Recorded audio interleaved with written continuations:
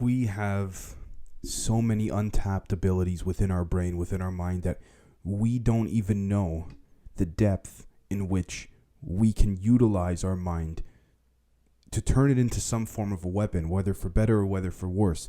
But this episode is going to encompass all of that, because whether it's artificially created or it's done biologically, believe it or not, there is a direct link between the human brain, electromagnetic frequencies and pulses within the brain, how it communicates with the body, and with Savant Syndrome, something called Savon Syndrome. Now, with that being said, there's a lot of things and a lot of advancements going on within the industry of AI right now, and it's kind of scary as to what it can do.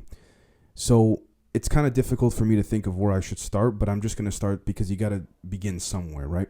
Now, it's been said that for about anywhere from 50 to 70 years that the United States government, as well as possible other governments like Russia and China, have had the ability to hack into the human brain. So before I forget this, let me just put this out very briefly and quickly. Many people who have been part of the so-called secret space program, which I've done episodes on, so I'm not going to get into it now, have said that they have been put into something called medbeds, which utilizes age regression in order to sort of make you younger after they serve their 20, 30 years within the secret space program. Now, the episode, for those that are thinking of clicking away right now, is not about this. It's just to give an example of what psychotronic capabilities are out there. With that being said, there are different things that I want to talk about that all interconnect with one another. Now, to begin with, let's just start very, very simply and very basically, okay? Psychotronics is the ability, according to s3images.coraflot.com, is the ability using extremely low frequencies or ELF waves and other means to manipulate a person's emotions, thoughts, bodily functions, and their will, all from any given remote location. Using this technology, a person, or possibly an entire population, can literally be controlled like a robot with a remote control. Okay? And the question then becomes, how is this done? So again, from s3images.coraflot.com, and I quote, "Earth is wrapped in a donut-shaped magnetic field." Just a quick side note, we know that scientifically. Circular lines of flux continuously descend into the North Pole and emerge from the South Pole. The ionosphere, an electromagnetic wave conductor 100 kilometers above the Earth, consists of a layer of electrically charged particles acting as a shield from solar winds. Natural waves are related to the electrical activity in the atmosphere and are thought to be caused by multiple lightning storms. This, guys, is where it gets extremely interesting, because if you take a look at my episode, which is called Reaching a New Perspective, it talks about how the aliens which survived the Roswell crash discuss the fact that using this electromagnetic ionosphere around us, around the planet, they have the ability to put humanity in a state of amnesia. Okay? With that being said, it's very interesting to see that all of this technology utilizes electromagnetic frequencies. And I know I've been talking about that quite a bit, particularly in the last few episodes, but it just so happens, literally it's a coincidence, that every topic I choose to discuss and research on prior to recording my episode, I realize, holy crap, it involves electromagnetic frequencies. Okay, and the same thing happens when someone is praying. For example, they've done studies, scientists, where they've noticed a massive spike in electromagnetic frequencies when they've had large amounts of people gathered outside of churches or places like the Vatican or mosques or many different places when Buddhists are meditating, when Buddhist priests are sort of trying to ascend their consciousness. All of the electromagnetic fields surrounding these people when they're doing that raises. So clearly there's something here. Not only that, but there's a huge magnet encompassing the Earth, plus you have the ionosphere as well. So without getting off topic too much, the idea is that utilizing these capabilities through ELF waves, extremely low frequency waves, there may in fact be an influence on mass populations. It may in fact be happening to us right now. And what might be happening to us right now is, again, what I just spoke about. The state of amnesia that humanity is always in. It, like I said earlier and in other episodes, it seems like every 2, 3, 4, 5,000 years, there's some sort of reset and humanity tends to forget what happened to them or what happened to them prior. I mean, we're discovering things now from literally hundreds of thousands of years ago that our tools and technology predates it to, realizing that there were civilizations far more advanced than we had initially thought the human race could ever be at that point in time so far back. Okay? With that being said, there is another form of psychotronic terrorism as well. Psychotronic, I guess you could say warfare or something like this. The idea is that, again, using ELFs, there's malicious software in the form of computer viruses, believe it or not, that use worms and Trojan horses that can be planted into a human brain. Now, we may have seen articles in the past where people have come out claiming that they got cancer from a computer, or they were the first one to be, say, a computer virus affected them and their doctors couldn't explain it, but it kind of would make headlines for a little bit and then kind of disappear. So no one can really substantiate that. But the concept that it's not possible, in my humble opinion, is quite naive, because it certainly is possible in some form or another.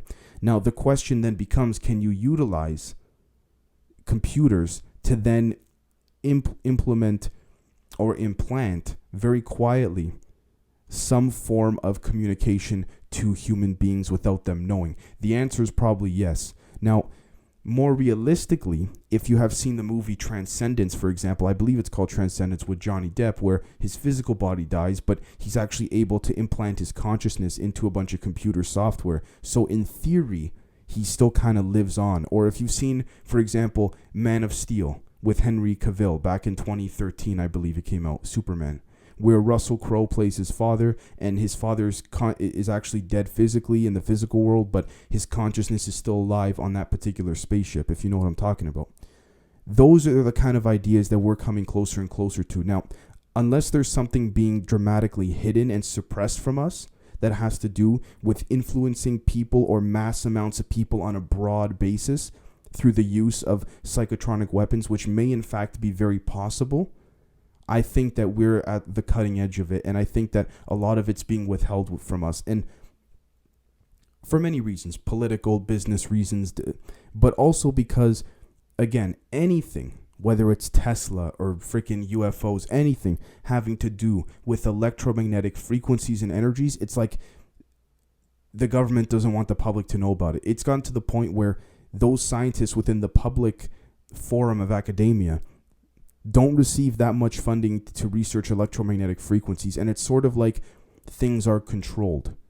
And a very smart intellectual by the name of Eric Weinstein has actually done a great job explaining this. He has a theory called DISC, which is Distribution Idea Suppression Complex. The theory is, to translate it in English for you guys, is that there are people put in charge, I guess you could say, so to speak, in the shadows, if you want to call it, a loose group of people of each major industry and academic subject that suppresses certain inventions from coming out.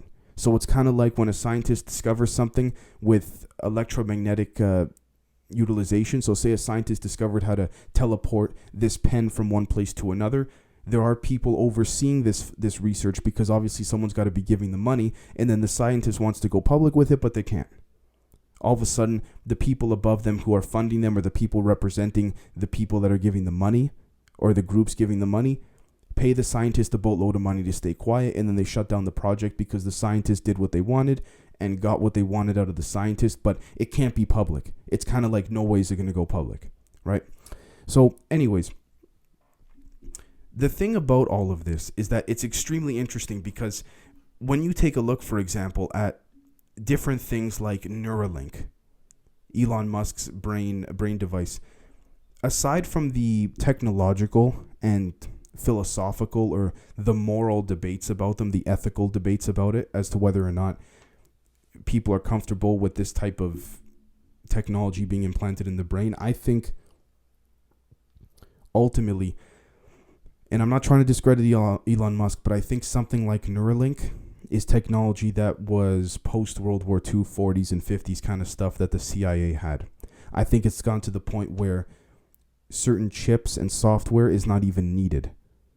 I mean, it could be utilized to take advantage of certain ELFs, extremely low frequencies, but I think it's gone to the point where computer viruses can be and I know this sounds crazy, but wirelessly infiltrated or wirelessly installed into people's bodies or in their minds to influence them in one way or another, because the brain, particularly the emotional part of the brain, is simply the balance of different chemicals, of serotonin, of many different things, right? And so ultimately, if you can control that through the usage of very electromagnetic low frequencies or extremely low frequency waves, then as long as you can figure out how to curate that, how to make someone go from being really angry to being really sad or really happy, you've essentially controlled the minds of the people, or at least the target that you're trying to control, right? Now, remote viewing and astral projection is a sort of form of this, I guess you could say, except that focuses more so within the psychological and spiritual aspect of things. So it's a little bit of a different situation. With that being said, I want to talk about something called Savant Syndrome. So if you haven't heard of Savant Syndrome, it's basically a syndrome that a lot of people with either Asperger's or autistic people tend to have. Now, there are different types of Savant Syndrome I want to add. So according to Gaia.com, it's common for those on the autistic spectrum to have incongruous gifts when it comes to music, arts, mathematics, particularly those who are autistic or suffer from Savant Syndrome and things like this. Now, again, this has to do with Down syndrome too, because although there are different types of Down syndrome and autism and things like that, there are a handful of people out there who have extremely powerful psychological capabilities. And it's been argued that Savant Syndrome is a curse but a blessing at the same time, because you have now given or unlocked the ability within the human brain to calculate things at the level 5 times, 10 times that of a supercomputer. And I know how insane that sounds, but I'll be giving you some examples to give you an idea. Okay, so according to Gaia.com, the same article, and I quote, "Most people have heard stories about the prodigious skills that savants possess, and one can't bring up the topic without mentioning the movie Rain Man, which portrayed the life of Kim Peek, a mega savant who suffered from FG syndrome. Peek could hardly take care of himself and function as an adult, yet he could read 2 pages of a book in 3 seconds, completely retaining everything he read." Okay, now again, and I quote, "Those who have studied Savant Syndrome believe it stems from damage to the central nervous system of the left brain, which is responsible for logic and language. In response, the right brain, where higher memory structures are formed, overcompensates for the lost connections. This leads to the overdevelopment of a particular sensory function and highly developed abilities related to lower memory structure where habits are formed." Okay, with that being said, there's different types. Now, certain people who experience brain injury who don't have autism at all can come down with a form of Savant Syndrome. Certain people who have had brain injuries have literally been able to, and I'm not even joking, retain over 1 million pages of text and have it all memorized and be able to recite it as if they're reading it. And so it really makes you think, is there an untapped part of our brain that we don't use? Now, yes, the old saying goes that we only use 10% of our brain, and some people dispute that fact and things like this.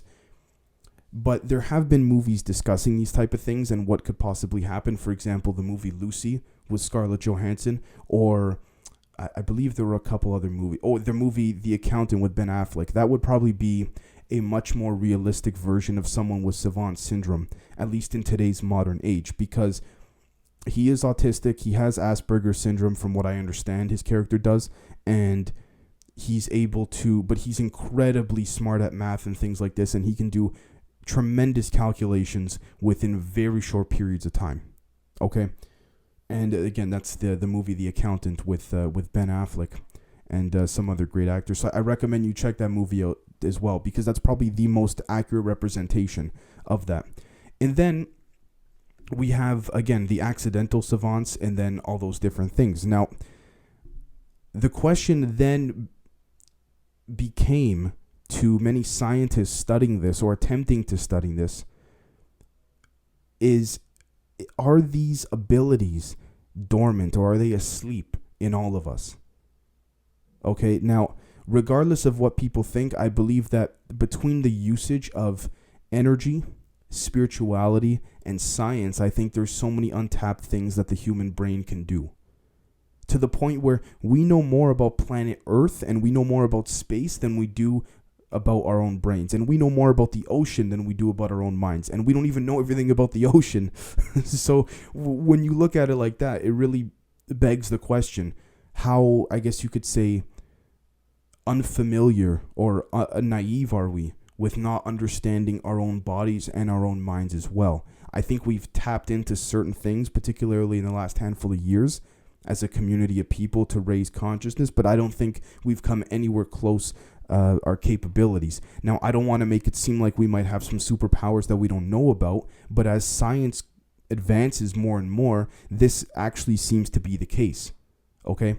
So then we have to ask too, what parts of Savant Syndrome really work that actually help advance the human body? Now, what they've been able to confirm, okay, according to the brainbank.scienceblog.com, is that calendar calculating, mathematics, mechanical or spatial skills, art, and music are the main ones. Okay, so people who have Savant Syndrome or suffer from some type of variant of it tend to be all of a sudden very good at playing the piano or playing the guitar, or suddenly they go from being just an average IQ person to being able to calculate mathematics at a pace that even certain quantum physicists wouldn't even be able to keep up with. All right, and so then they're brought into the fields that they're respectively specialized in.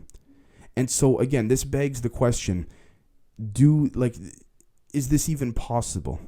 Is this even possible? Now, what scientists have found is they have found very fascinating evidence of electromagnetic low frequency stimulation.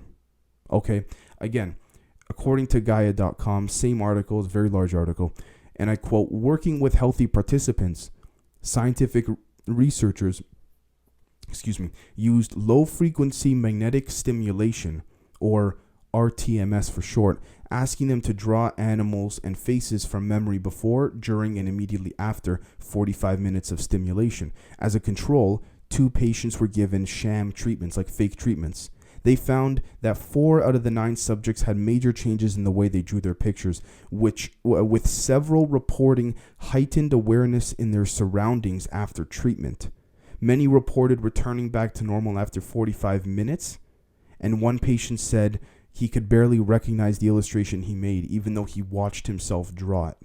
Which just goes to show you that there are parts that our brains are familiar with that don't seem to at least inform our current consciousness when we're awake and we're around. Now, again, this is insane stuff because the potential is crazy. I mean, it makes things like Neuralink seem kind of useless, because it's like if we can tap into that part of our mind, we may actually be able to use part of our brain to help.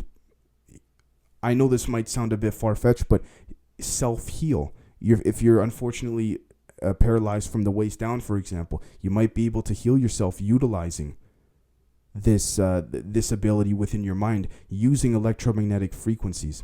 Now, one last thing I want to mention, and I know I always kind of bring it back to this, but I think it's important to note, I'd be remiss if I didn't mention it, is every time, or most times, people are abducted or something like this, they tend to see things that they know actually didn't happen. And this has been called supposedly a form of hacking into the brain, so to speak, and using some type of mirror imaging technology to make the brain think that it was somewhere else instead of being abducted on that actual ship, which is interesting because it seems that these beings, whatever they are, tend to use electromagnetic frequencies and ELFs, extremely low frequencies and low frequential waves, to sort of, I guess you could say, disorient the target or disorient the person that they've abducted.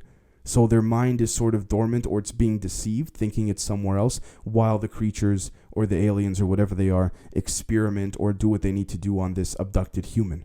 And I know that sounds a little bit far-fetched and out there, but when you take a look at the eyewitness accounts and things like that, it really makes you think that this is actually a legitimate possibility. Also, if you include the people part of the secret space program that have admitted and come out and said this is a legitimate thing. This is legitimate technology. It's been used on us in order for us to to be regressed in age. It's also been used to heal parts of the body that have any type of issue, whether it's paralyzation or an arm or a leg was chopped off and it gets regrown. So many different things.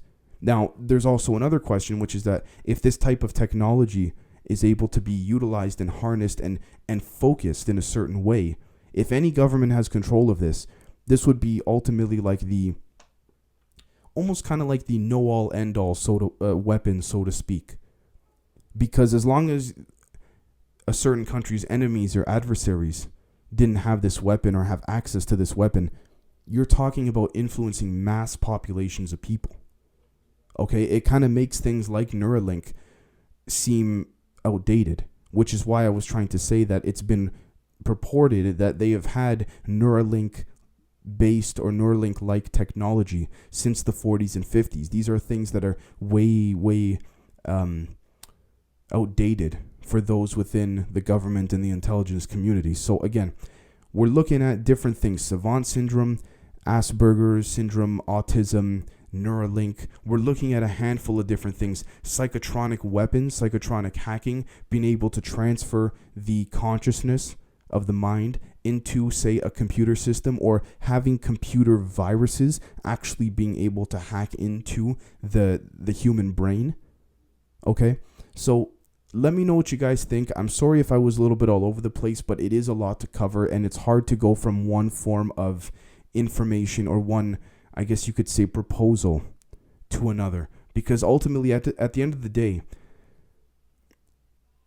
we don't know if these things are happening to us. Again, like I mentioned at the beginning, we don't know if the ionosphere and the magnetic donut, so-called, that encompasses the earth is a form, it can be utilized and harnessed for a form of, again, teleportation, levitation, bending metal objects and turning it into nothing, like my recent episode about that as well, about John Hutchinson. We don't know if it could be used for some type of influence on a living organism's personality, not just humans, but animals as well. So let me know what you guys think, and we will catch you next time because, thank you.